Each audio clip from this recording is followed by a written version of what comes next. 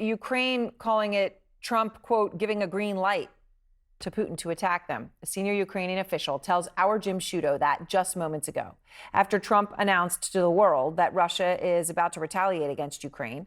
The president of the United States revealing details of his long 75-minute phone call with Vladimir Putin in a post that Trump actually deleted, but then he reposted it an hour later. More unclear what the issue was or what he thought the issue was.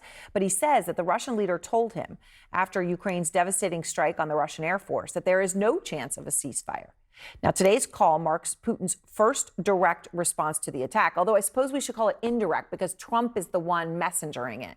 Trump called it a, quote, good conversation, saying that Putin's message couldn't have been clearer. Trump tells us about the conversation, saying, quote, President Putin did say, and very strongly, that he will have to respond to the recent attack on the airfields. Now, the president of the United States, let's be clear, not only announcing Putin's plans for retaliation and not condemning them at all, calling them an attack. This new video is out front of key moments from the actual strike on those airfields. Ukraine's drones delivering that stunning blow to Russia. They obliterated, we're told, 41 of Putin's planes on the ground there. Let's just be clear. These are military targets. It's unmistakable that they are that these are the planes that Putin uses to drop bombs on civilians in Ukraine. Yet today, Trump calls Ukraine's act an attack and is just acting like it's completely normal and right for Putin to respond. No attempts by Trump's own account of the call. This is his account of the call to de-escalate it. Out front now, Kremlin target Andrei Soldatov. He's a Russian investigative journalist right now living in exile. He was declared a foreign agent in 2023. His website does remain blocked in Russia tonight. And Andrei, you are the author of the new book, Our Dear Friends in Moscow, The Inside Story of a Broken Generation. So, Andrei, Putin tells President Trump, this is Trump's description of it, very strongly, that he will respond to Ukraine taking out the bombers that he uses daily to bomb Ukraine. Putin then later, to his cabinet, calls Zelensky a terrorist. So what do you hear there in terms of what retaliation the world should prepare for? Well, of course, this Ukrainian attacks was a big game changer, if not on the battlefield, but for the way Putin sees Russian national security. And well, he believes that he needs to respond, otherwise he would look really weak. And he wants to look really tough. The problem is that he doesn't want to provoke Trump. So what he wants to do is to get Trump on his side and to help him see the situation his way. And apparently it works. Well, certainly the way Trump relayed the conversation, Trump did not express that he had said anything would be wrong with Putin doing that. That is certainly the case. And just to point out, Trump posted it, he pulled his post back, and then he posted it again. So, Andrei, there's talk tonight also of a Kremlin-led witch hunt, basically Putin looking for who may have, possibly helped Ukraine's attack. Do you have any idea right now from your reporting who the Kremlin is targeting?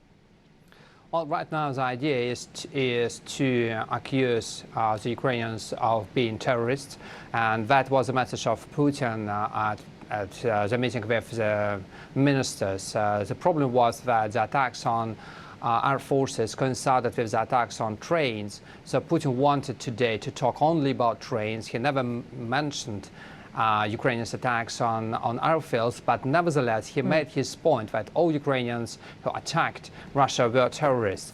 And that is, of course, a very strong signal. So, Andrei, your new book, I've got it here, Our Dear Friends in Moscow, The Inside Story of a Broken Generation. And in it, you've got this empty wine bottle here on the front. I mean, you talk about a breakdown in Russia. You write candidly about Putin's grip on the country. And you write about a moment that actually happened on Larry King. So this may surprise a lot of people. Vladimir Putin actually went on Larry King. And Larry King asked Putin about the Kursk submarine disaster, right? That was that horrific disaster and tragedy in which 118 Russian soldiers on board were killed, and that they had, desperately were tapping on the edge trying to be saved, and they died. It was a horrible thing. Here's the exchange between Larry King and Vladimir Putin. What happened? You tell me. What happened with the submarine? It sank. And then there's this pause and then that smile, Andre. You were watching that interview. You were in Russia with friends. And you write about the reaction in the room in your book. And you write this. You write, Putin's answer shocked us. Combined with his grin, it felt like the most cynical response that a president, a head of state, could possibly have to that state's failure to save its sailors. We could hardly believe what we'd heard him say. And then you continue to talk about someone in the room. You write, then Marina exploded. How dare this American ask Putin about Kursk in such a disrespectful way? Well done for Putin for cutting him off. That's our St. Petersburg way. Tell him to go F himself.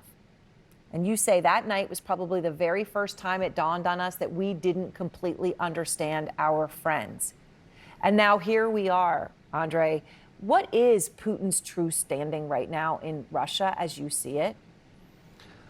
Well, unfortunately, it's pretty strong, and it's built on the feeling which was shared by many Russians back in the late 1990s and the beginning of the 2000s, that the country was humiliated by the West, that the country needed a strong man to fix it. And the way to fix it is to stand well and to fight the Americans.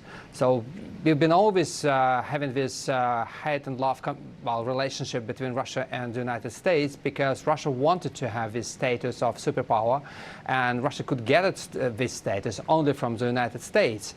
Lots of people understood that and still understand that, and it is in a way a basis of a huge support Putin still enjoys in the country.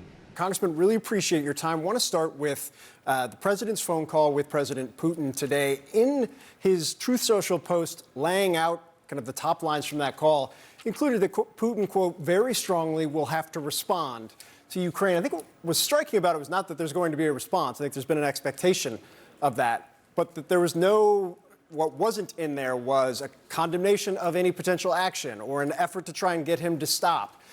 Why do you think that was?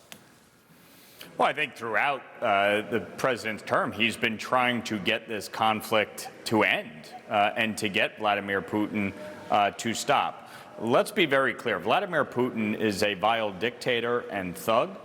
He is solely responsible for this conflict and what has happened over the last 3+ years and the death and destruction that has been wrought.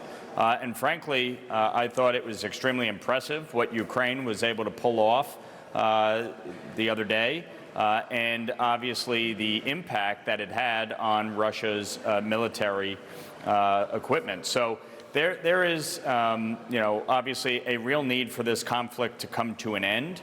Obviously, the president has been trying over the last few months to get a negotiation between Russia and Ukraine to bring this to an end, because the reality is that we're basically at a stalemate here. Right. And the longer that this war persists, the more likely it is that Ukraine would ultimately collapse. And that would be catastrophic for Europe, for Eastern Europe, and the United States and our allies. So getting this conflict to an end is critical. I think, obviously, we need to do everything we can to deter Putin from taking any further action. However, including congressional sanctions? Do you want more? Look, I support enhanced sanctions. I am a co-sponsor of the legislation to do that. Frankly, that is something the Biden administration should have done right out of the gate. There should have been secondary sanctions. The Europeans should have ceased purchasing Russian gas. There's a lot that should have been done in the 3 years leading up to this administration taking over. But I certainly believe fundamentally that both this administration and Congress need to act. Vladimir Putin needs to be stopped dead in his tracks. And what he has done throughout the course of this 3-year war is nothing short of genocide.